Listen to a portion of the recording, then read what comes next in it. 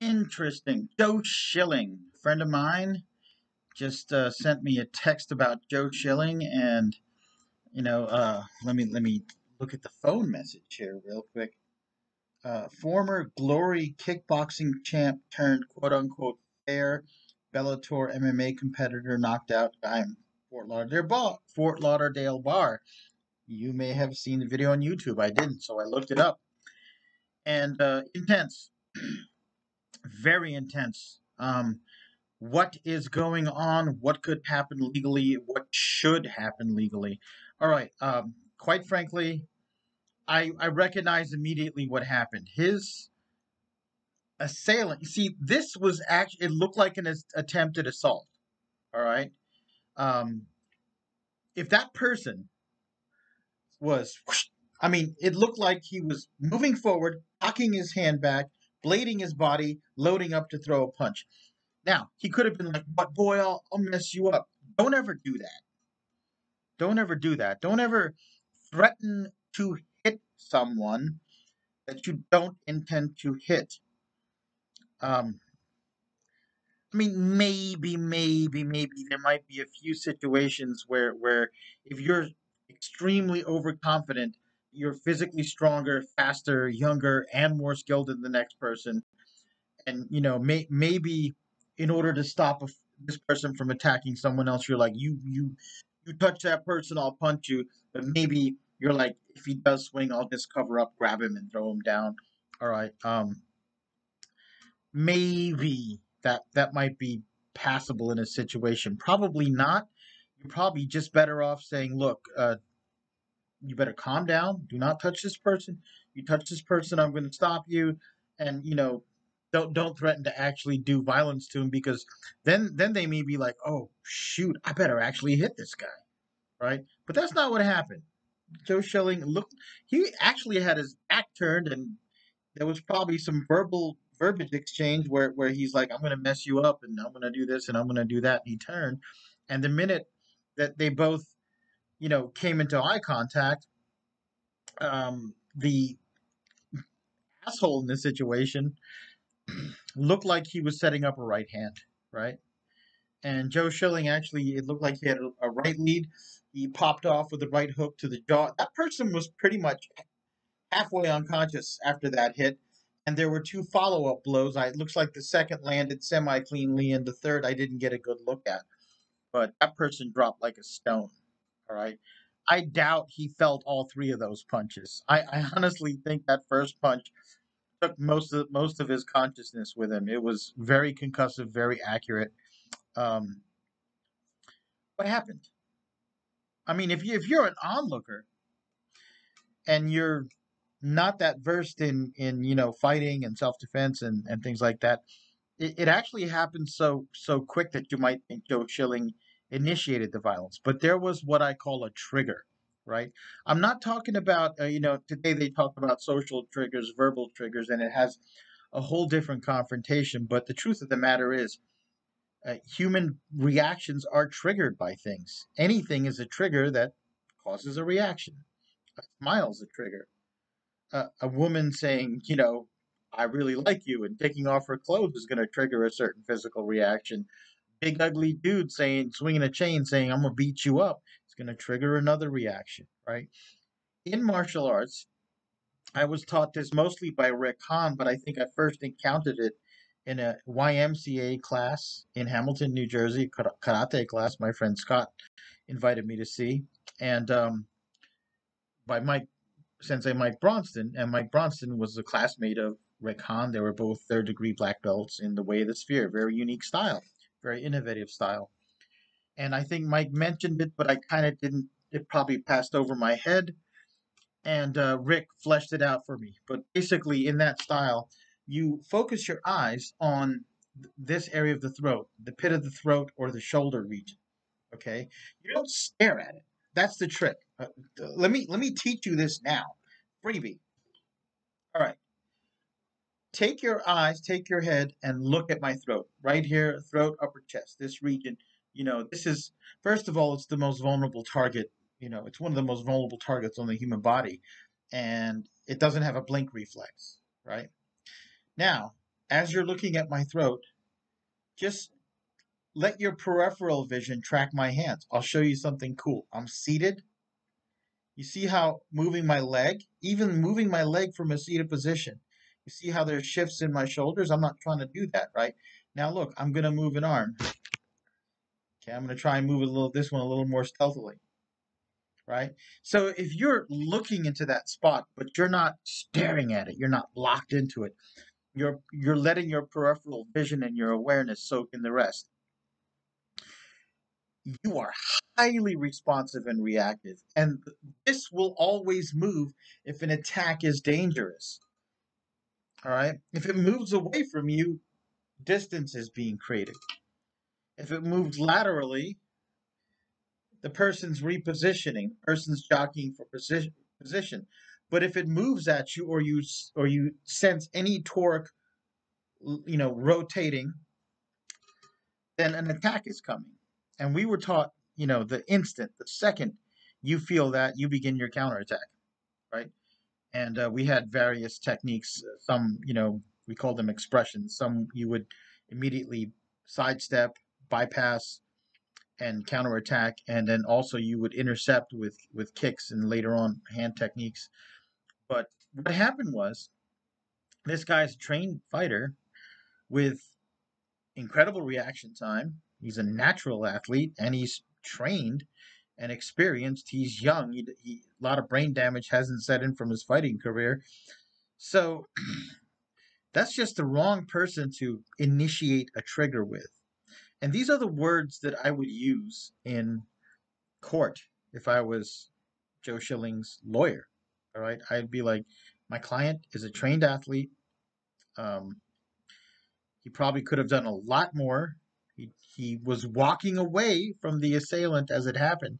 He turned around, and if you look in the tape, he didn't move towards the assailant. The assailant moved towards him, and only then did he throw his punch, and maybe he closed the gap in to put his weight into it. But at that point, it's just a reflex. It's a natural reaction. And if someone claims he was being vicious and excessive, folks, that person dropped. Okay, Joe Schilling, from what I hear, he has MMA experience as well. Could have easily jumped on top of him, grounded him, pounded him. He has a kickboxing background. I assume even more vicious, remain standing and drop a stomp or a punch, which has even more force and leverage, right? He could have followed through. He chose not to. He immediately de escalated when the person dropped and he noticed the assailant no longer posed a threat. Okay? And believe it or not, that happens a lot in street fights. There are a lot of street fights where you think, oh, it went to the ground, like someone got knocked down. But the person doing the knocking down will even stop and wait for that person to get back up. Come on, fight. And if the person chooses to stay down, sometimes that's when he'll be like, "You had enough. You had enough." I've seen that happen multiple times. And if any of you have actual fighting experience or have been around actual fights, you'll see it all the time. All right. Very rarely, for example, a full ground and pound, very rarely is that left uninterrupted. Okay. And so yeah, I would say that was justified self-defense. And in midstream, when your defensive reflexes have been triggered, it's really hard to say I'm only going to punch him once, but not twice. I'm only going to punch him twice, but not three times.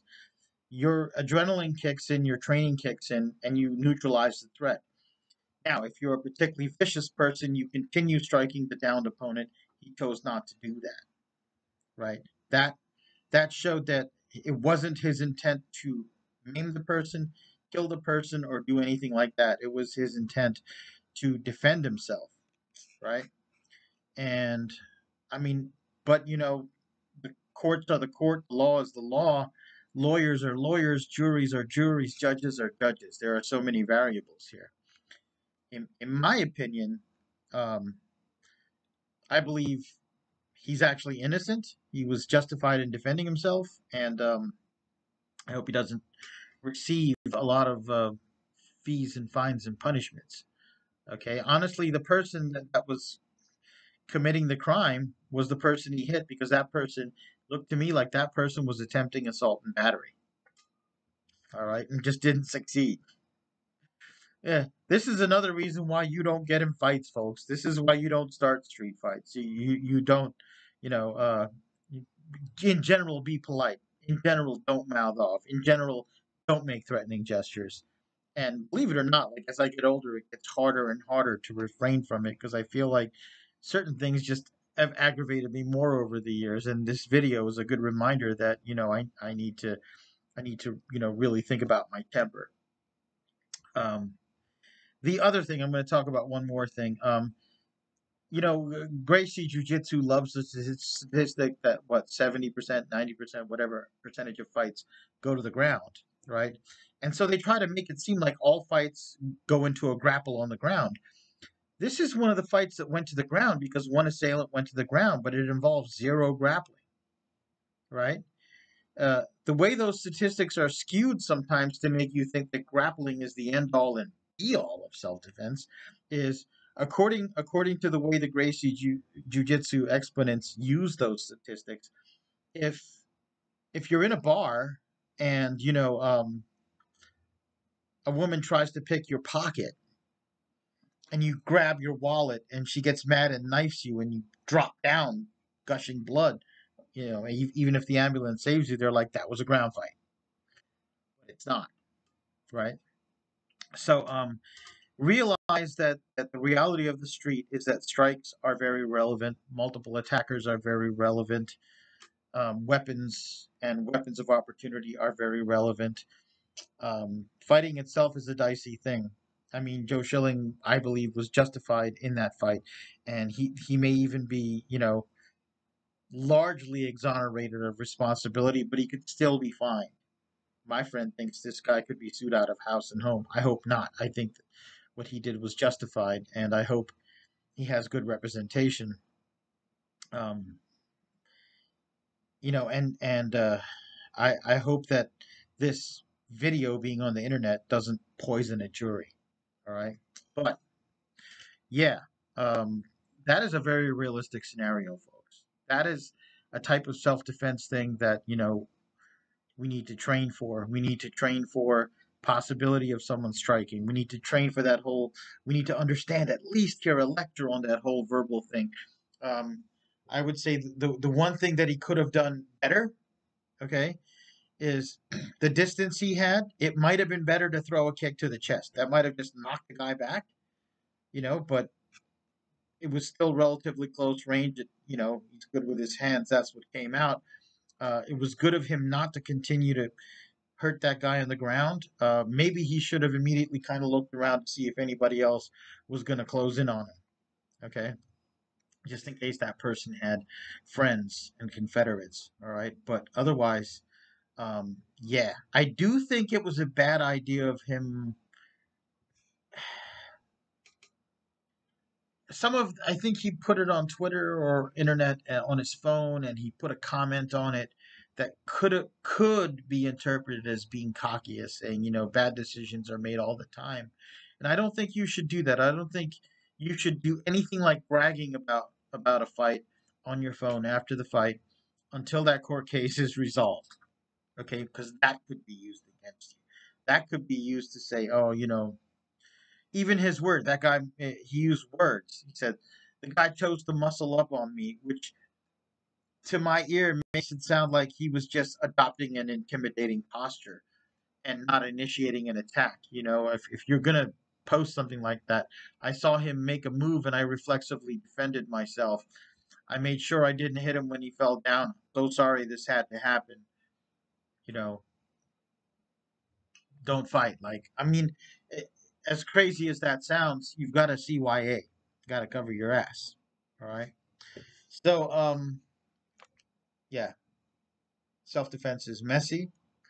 You could say his boxing stance wasn't perfect. His hand position wasn't perfect. Whatever you want to say, you could say he could have used the kick. Maybe that would have been a better tactical option, like a teep to the chest, knock the guy back. A million things could be said, but that's what happened. And the aftermath, there's always an aftermath. It's never just over with the fight. right? We live in a country where the better lawyer you can afford, the better your chances of winning a court case. So let's hope this thing works out well, and lessons learned. Have a good day.